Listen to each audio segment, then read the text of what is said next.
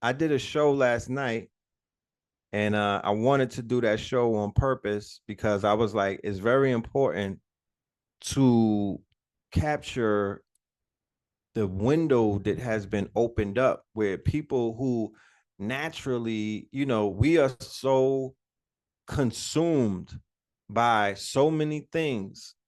Most importantly, life, right? Life has consumed many of us. We have things to do. We have obligations and things of that nature. So, life has consumed many of us. But this rap battle that took place over the month of April and spilled over a little bit into May, it's giving people a moment to collectively think, right? Or before the confusion came around, people were on one. I remember last Saturday and last Sunday when these songs were dropping and whatnot. There was a lot of people on one frequency. You know what I mean? They was tapped in, especially if you was rooting for Kendrick, right? So I noticed the opportunity to teach the people about narcissistic personality disorder, right? Because in this battle and all of the other little things that have been popping up, like the commentaries by the DJ academics of the world, these streamers and whatnot, the Drake fans, the Kendrick, like a lot of stuff is going on right on the heels of a new quote unquote administration, you know, coming into office if it goes down. Like if the shit goes down, if they don't disrupt this election, Donald Trump would definitely be back in office. But Donald Trump is not the only one coming back in office, and he's not the existential threat. It's his fan base, it's his followers, it's those 80,000 people that showed up to his rally yesterday, right? And was acting, and they were turned up and whatnot.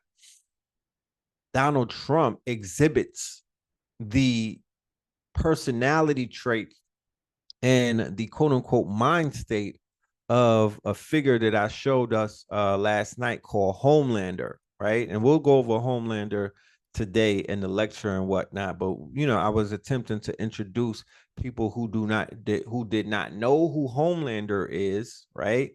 I wanted to introduce them and through the YouTube last night because I don't want to take all of the time tonight to do that, right? And I would say in hindsight, when I look at a character like Drake, and this is not a this class is not about beating up on Aubrey. I'm not here to do that. You know what I mean? I'm an observer, I'm a teacher.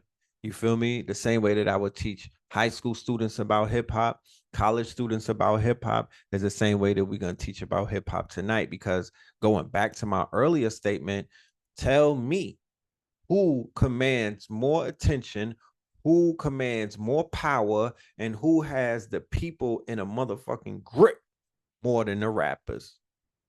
Let me know. Is it the athletes? Because I don't think so.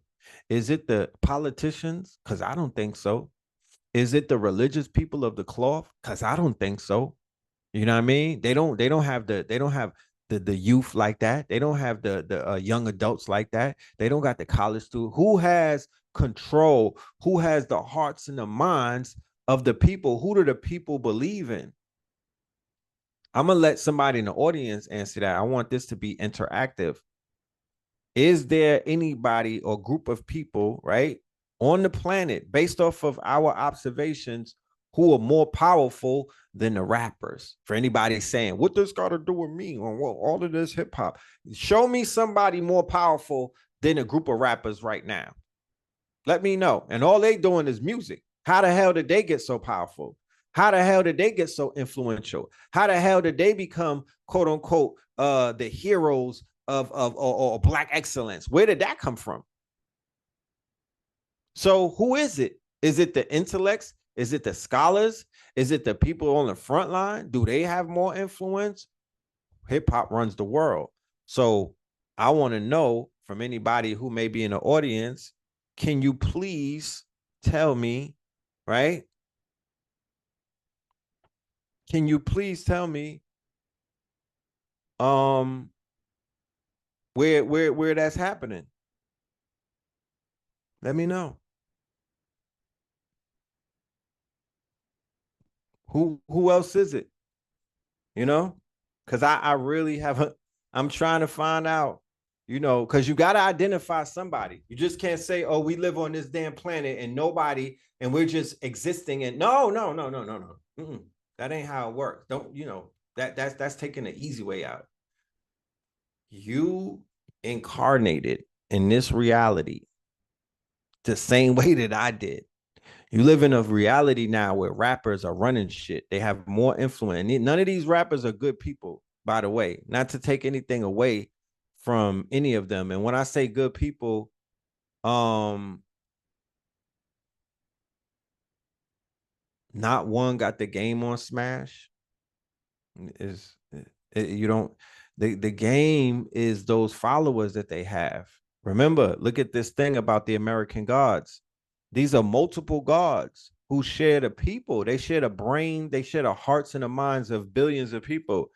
There's no one ruler in hip hop. It doesn't need to be. It's enough people to pass around. You feel me? There's no one person. There's like Kendrick. He beat Drake in the rap battle, but he doesn't take all of Kendrick's. He don't take all of Drake's fans. He don't take other people's fans. He don't grab Future's fans. No, he has his group of people, his nation, his world of people. You feel me? Some of these people got followings that are bigger than countries. They don't have the same GDP as a country because they're not utilizing the right type of formulas in order to extract what it is that they need to extract, or to empower their base so all of them can make money, because it can be done. But these people have millions of people believing in them. And like the symbol shows right there, believe in love, believe in stories, right? So their stories are believed, even if it's like, yo, even if it's a big cap, because the hypocrisy in this whole shit that's taking place, right, is the fact that they're having arguments online about if one of these rappers lied in their rap battle, when all rappers do is lie every day. How dare you say, yo, is the story about this person having a secret child real? You got to prove it. You don't got to prove nothing. The hell you talking about? You don't got to prove nothing to none of these people. You don't have to do that. Don't lie to the people and say that you got to prove something. The rappers don't got to prove nothing when they rap. All of that shit is embellishment. I didn't say it was a lie. I said it was embellishment. You feel me? So you might have went out with a shorty. She was a 6, but in your rap, she was a 9. You embellish. You know what I'm saying? So all rap is embellishment. Who the hell is rapping and telling you 100%? There's no movie in Hollywood that's called a documentary or a biography that's giving you 100% of the truth. Not one that I've saw. All of those stories are embellishments or based on the true stories. You're never going to get the full story. Even in somebody's autobiography, there's a level of embellishment. So it's about making the other person believe in your embellishment. You got to believe in someone's lie. So what do people do? They get stylists. They rent some vehicles. They rent a house. They rent some jewelry. You feel me? They pay a minimum to a casting agency. They get some people around them. So whenever that camera comes on and the frame is only the size of this square that you see me stuck in, right? Everything around me could be going crazy. But as long as you could capture me in this frame, that is all that matters. You know what I'm talking about? The frame. So people have perfected how to create myths by utilizing lights, camera, action. And the shit has only leveled up in this day and age with AI and this technology and these tools. So if you running around looking for the rappers to tell you the truth, you're gonna be running around for a long time. You signed up for the wrong, you came into the wrong time, you reincarnated in the wrong time. This is not that time that you in right now. You're in a time of make believe. You're in a time where fantasy has become reality. You're in a time where, embellishment is the order of the day. Okay. And these rappers are fucking gods. right? Rappers are gods. There's nobody on the planet that I could think of. No athletes, no actors, nobody in Hollywood, no politicians, no men and women of the cloth. None of that has influence over the minds of the youth. And also, these people living out their third childhood, grown ass adults acting like teenagers. You feel me? Not because it's not like it's how you think more than anything. It's how you think. Okay. So, I said before that 40 is like the new 20. We're not like the 40-year-olds. When my father was 40, he didn't just look 40, he thought 40. So by him thinking 40-ish, that's how he moved. He moved like, yo, he moved like a 40-year-old man. Like in my mind, as his son, I remember I would think back and I'm like, yeah, he was on his job. He wasn't playing around at 40. This nigga was serious. This 40 years old is a little bit different. I'm 40 something. I'm listening to the same music that my son. Not really, but if my son come around and he's playing his music, I turn into my father. I'm like, oh, that shit sounds horrible. Like, well, what the hell? But it ain't like I'm not familiar. If he's playing 10 artists, low key, I know about 7 of them. I know about 7 of them. They might not be in my playlist, but shit, I'll turn up to that shit. Like me and my son have conversations about shit that me and my father would never probably have conversations about because it's the mentality, the mind state. You know what I mean? The mind state. So, you know, these characters, like I said, it's a lot of melanated characters in the American God series. That was something that I truly enjoyed. That's why I was so in tune with this series because they had the audacity to show Black people in the show to set American gods. And I'm here to let you know that there are American gods that are walking in the quote unquote continent of America. You know what I mean? God-like figures. And I'm not talking about rappers either, bro. It just so happens because the series will show you how what would have been a quote unquote, because what were the rappers, what would they have incarnated as 1,000 years ago? This is the modern context. So the modern day context, they're rappers. But 1,000 years ago, they'd be griots. You feel me? Or they would be troubadours and whatnot. Or they would be, they would be in some type of other profession, but they would garner the attention, they would garner the energy, they would garner the belief in the people to be whoever it is that they may have been poets back then. You know what I mean? Who knows? But because we live in this age of technology and we're in this modern day era, the quote unquote gods or the people who are going to garner a lot of the power happen to be big tech, right? They happen to be big tech. They happen to be the Elon Musk. They happen to be the Zuckerbergs. They happen to be the Peter Thiels and whatnot. I called them the pale horsemen before. You know what I mean? But these are the new gods, right? And these are a little, in my book, these are some evil gods. Okay. These are false prophets. Loso said that the rappers are false gods. I would agree to that. I would agree to that. You know what I mean? I would agree to that to a degree. I would say there are many false prophets amongst them.